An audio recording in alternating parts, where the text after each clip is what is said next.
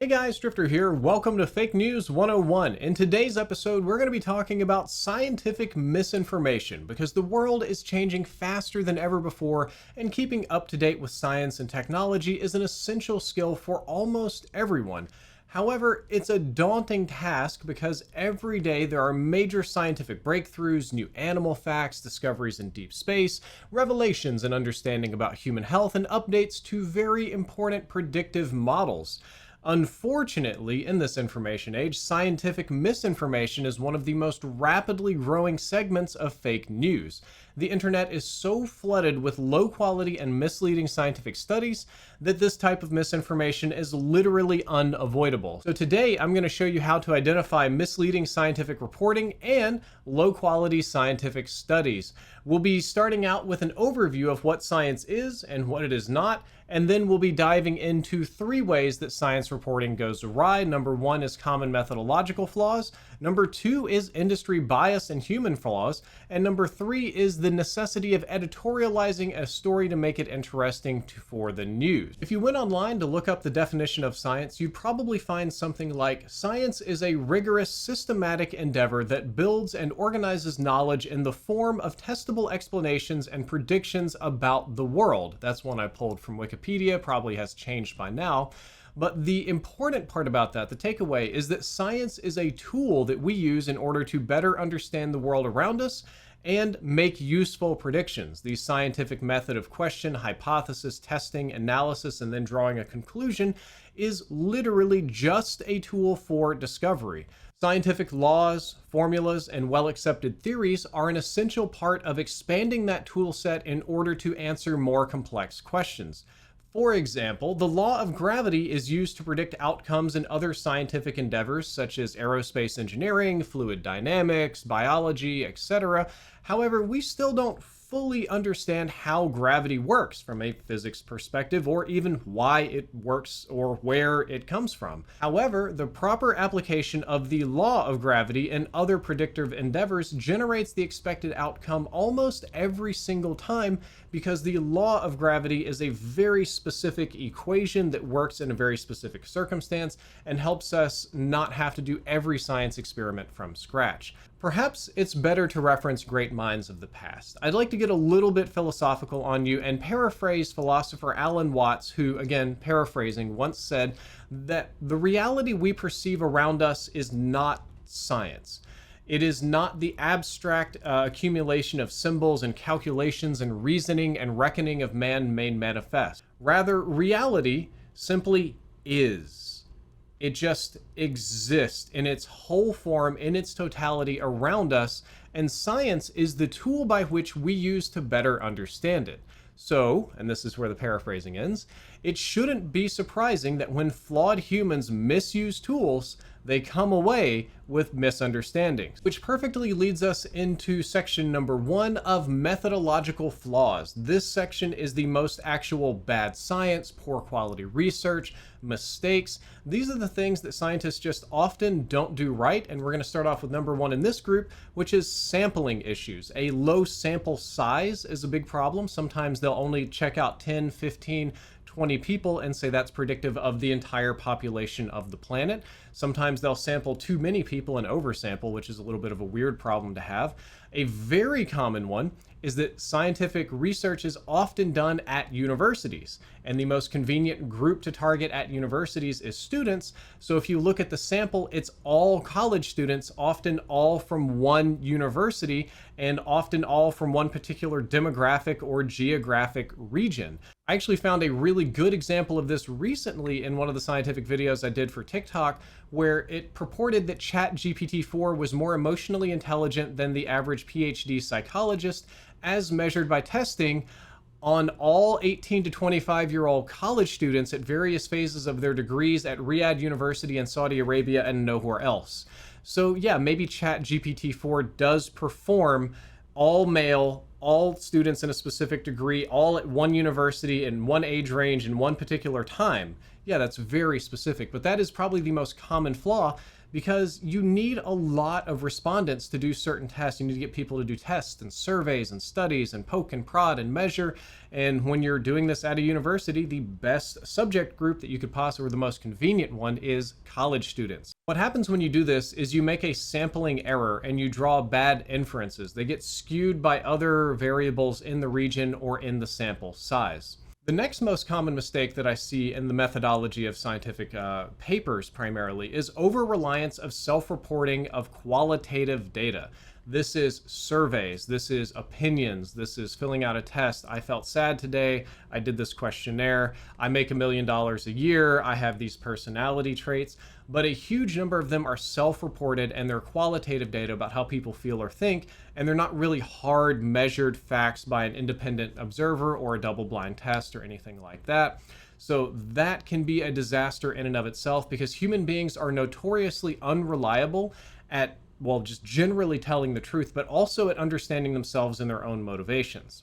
Another common mistake is not controlling for other variables in meta-studies, and this is especially nasty when we're talking about qualitative data. Scientists like to do meta-studies to get large groups of data to kind of crunch, but oftentimes the individual studies that meta-studies sample from are so distant, so different, so in a different direction than what the meta-study hopes to study, that you get other variables in there that conflate and confound things and lead to unusual results. Some scientists also run into procedural flaws. Now, these are very technical and have to do with your actual personal skill or artistry at this, if you want to say it that way. That's something like an incorrectly performed laboratory experiment or allowing outside contamination. You can take inaccurate measurements just because you are not paying attention and your eyes are failing or your hands are shaking. Or you could have perhaps a grad student didn't properly calibrate your instruments, can be a very big problem.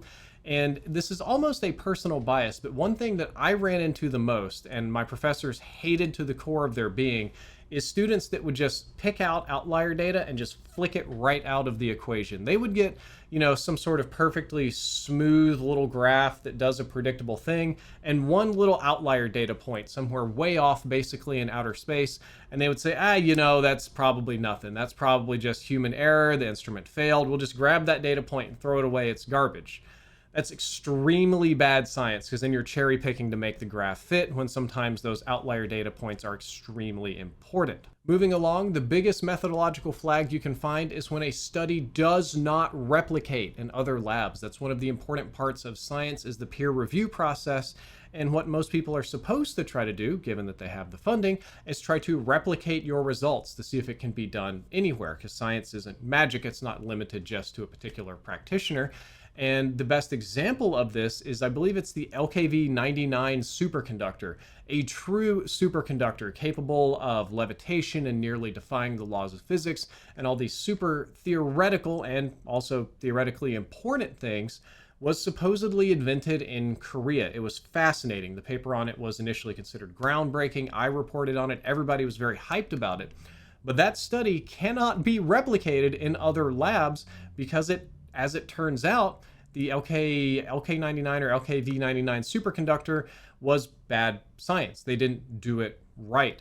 Whatever went wrong with their study, and that's a little bit of a PhD level beyond me, nobody else has been able to rebuild their superconductor, and they've tried about 10, 15 times. So the scientific consensus is the lab in Korea did it wrong, but they still did it, and they followed all the other steps and got credit for something very hype. And it's not real, the boring part came many months later. There are some studies that cannot be replicated because they don't have a testable hypothesis.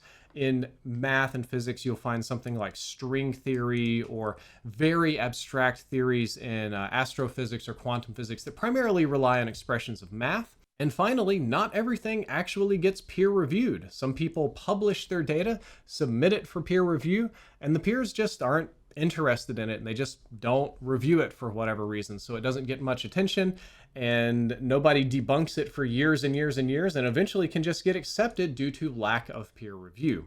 So those are the common flaws with science in terms of methodology, of where scientists, I should say, get them wrong. But the next set I want to talk about are ones that involve personal bias. And now's the perfect time to talk about today's sponsor, the sound-canceling Logitech G-Fits that mold to the shape of your ear and block out unwanted outside noise.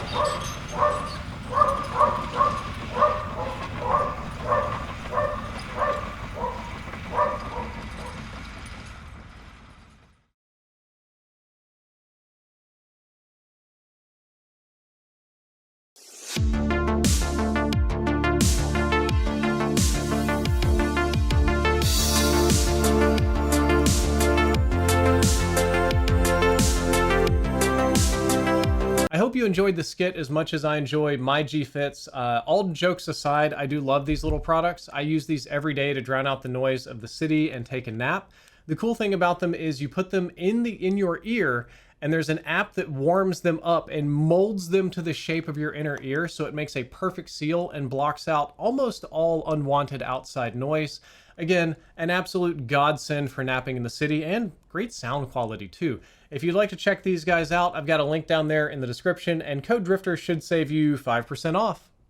Oh, obviously, this is sponsored by Logitech. The next most common type of issue with scientific reporting is bias in the construction of the experiment due to monetary influence. This is the one that most of you are familiar with, such as the tobacco industry study saying that smoking doesn't hurt babies. I concluded from that report it's true. The babies born from women who smoke are smaller, but they're just as healthy as the babies born from women who do not smoke.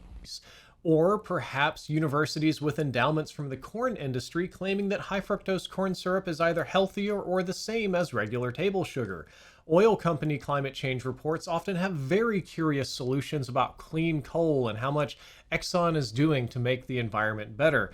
In the 90s, we had fads of the sugar industry blaming the fat industry for healthy outcomes, and the fat industry blaming eggs for high cholesterol and heart problems, which is honestly all very silly, the bias in the reporting itself. Even assuming none of that industry pressure was at play, generously, there is a human nature to try to prove your own hypothesis correct, and this inherent bias can be hard to notice and adjust for because, as a scientist, it feels bad to look like you've wasted time by doing an experiment that produced no results. Some scientists do get paid by industries to produce certain results. Some scientists are motivated to find results to increase their grant money and funding. Other scientists are motivated to produce results just to make a name for themselves, get some sort of notoriety or fame. And then, of course, many feel under pressure to produce practical results, not only in industry, but at the university level. What they're looking for is science that does things, a new type of engine, a new type of fuel, a new type of medicine. Most people are not very interested in null results disproving the hypothesis. And of course, because science is very common all over the world, there's thousands, millions of scientists, you run into the large group problem. If there's 50 million scientists in the world and 0.01% of them are crazy and unethical, that still leaves you with something like 50,000 crazy unethical scientists running around. I think I did the mental math wrong, but the point being it's a large numbers problem. Anytime you get a group big enough, there's always going to be crazy people to ruin it. And those are just outside pressures. The internal ones, which is a little bit more the fame, notoriety thing, the ego thing, is that sometimes you can find a scientist with an agenda, a personal agenda. And my subjective experience, no science on this yet, is that I mostly see this in the field of psychology and social scientists. People that work in those fields have a tendency to want to prove their psychological model and sometimes their worldview to be correct. You see lots of very unusual studies and predictions and models and outcomes in psychology, psychiatry, gender studies, child development studies, a lot of things like that. And that doesn't mean to say that psychology, social science, gender science, childhood development science is bad or wrong. Most of the time, these things are still going to be correct. What I'm saying is that I personally notice more of that type of bias in these particular fields. So it is just something to kind of keep an eye on. So that was a brief section. The one that's going to take a little bit more time is I want to talk about editorializing a study in order to make interesting news, i.e. the secondary reporting, which is primarily what I do here on this channel and on TikTok, and what most of you read when you're reading about a scientific report. I would always encourage you to read the full scientific paper in a journal on any new discovery or topic of interest, if you have time, which, as we discussed in episode 1 on heuristics, most people do not have the time to read all 50 to 100 pages of very dense mathematics and scientific reporting. Thus, we all have to rely on a secondary news media source or science media, something like AAAS, sciencenews.org, Phys.org, even NASA does their own sort of science reports, YouTube channels, TikToks, etc. And I literally do this job every single day reporting about science and tech on TikTok, so I'm going to be criticizing myself here. But the most common problem that you run into with secondary reporting is that instead of being industry or fame or money or bias driven, it is a type of content that is still view count driven and thus created for the purpose of advertising. You want something that maximizes views in a monetizable way, so it can't be too spicy. So there is pressure on the science reporter to come up with a story that is very catchy. Science reports that are boring or null hypothesis or, long verbose titles are often just straight up ignored because nobody will click on that in the secondary reporting field. Scientific reports that are exciting, or at least ones that can be recontextualized as exciting, get much more attention. And there is a huge focus on the headline. That's something that I do not only with YouTube videos, but choosing the right articles and things to display here in this video. I have to be very particular about finding a headline that accurately reflects the article, but is something that people can read and take in about 1 second and 1 sentence because it is so psychologically important. The headline of an article is a lot like designing a YouTube thumbnail. It has to telegraph the information immediately to catch interest. The problem herein is that not all the headlines are accurate, some can be misleading, and most of them end up with a simple A equals B correlation. Eat eggs, have healthy heart. Eat fat, have unhealthy liver. Just very simple things that people can latch on to, understand, and then maybe want to learn more about. The best example I can give is one that we already covered about how women who own horses live longer. If you search this, you'll find a number of articles purporting that. The headline is very short, it's simple, it's unusual, it's interesting, it attracts the attention of the reader in a good way that's good for advertising. However, the reality of the situation is that women who own horses do live longer because they're wealthier, they can afford horses, and therefore can also afford better healthcare. However, many people will not read the article and will instead just skim the headline and come away with the conclusion of A equals B, horses equals health. Even people that read the full article might not catch this part if it's even clarified in the article itself, which leads us to the most common problem in scientific reporting, which is oversimplification. The only reason that people are watching my TikToks or reading something from Phys.org or something like that instead of the scientific paper is that it's much easier to ingest. It's faster, it's more convenient, it gets to the point. Therefore, it literally must be simplified in some way, and some of the information that scientists thought was important enough to include in the full paper has to be left out. And when this happens, we can lose context, we can lose information about study limitations, self-criticism, important definitions that they made, maybe something about the peer review process itself. And this is by far the hardest thing about what I'm currently doing on my science and tech channel on TikTok, is that I have to take something that's really long, really complex, lots of math, something very multivariable. I have to shrink that down into about 2 minutes or less worth of content. I try very hard to do this accurately. I put effort and brain power in being honest and clarifying things I'm uncomfortable with, and I screw this up all the time, even with a good scientific background and good intentions. It's just the nature of the process leads to oversimplification, which is a huge problem in scientific reporting. So do keep that in mind as you read and experience new things. So at the end of this video, I wanted to clarify that this was not intended as a criticism of science itself. I provided some mental tools with the goal of helping you identify low quality science. Not for the purpose of discarding any science that you just don't happen to like, because I believe that science is an extremely important and useful tool that everybody should respect at least to some degree. The scientific method has massively improved the quality of human life since its inception just a few centuries ago. We put a man on the moon, we cured diseases, we extended lifespans, we created lovely entertainment like the device that you're probably watching this video on. And it's all very important to understand that while science and its methods do have flaws, there are flaws. We literally just did a whole video about that. All of those flaws are rarely a good excuse to replace the scientific consensus or scientific method with Facebook posts or some random TikTok influencers. This is because that while science does get things wrong, they rarely stay wrong for a long period of time. The peer review process, the self-criticism, the replication usually debunks things over time that are just straight up incorrect. That's because the scientific method has a baked-in degree of scrutiny and self-skepticisms for all of the answers that it provides.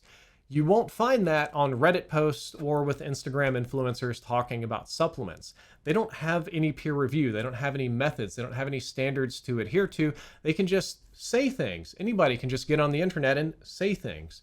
So yes, while science has flaws, these other things have literally no rules or guidelines or accountability. So watch out for your own personal bias as you apply these tools. Try to do them impartially and not just sort of discard things you don't like by picking out one flaw and saying that's garbage and going with what you do like. It's terrible, terrible human flaw. We do that. I do that all the time. It's such a difficult thing to avoid.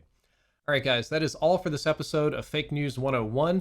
I hope that you enjoyed it. I hope that you learned something useful. If you did, don't forget to like, favorite, and subscribe. And please leave in the comments below what type of fake news subject you would like for me to cover next. I've asked this before, and I got some very specific, like, political stories and politicians and stuff. What I meant is more big, broad categories of topics.